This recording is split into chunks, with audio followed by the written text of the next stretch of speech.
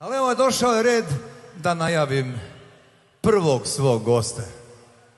Ali, verovali ili ne, ja nju zovem Šećerko. Ona je moj šećer, moja ćera, moj ponos i dika, moja Ilda Šaulić. Hvala vam.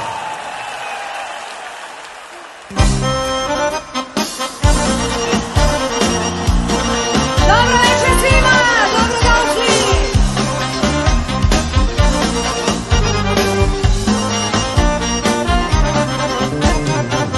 Mesec zoru ispraća, ljubav sprema se na put, zadnju mi nadu odnosiš, sve je bilo uzalud.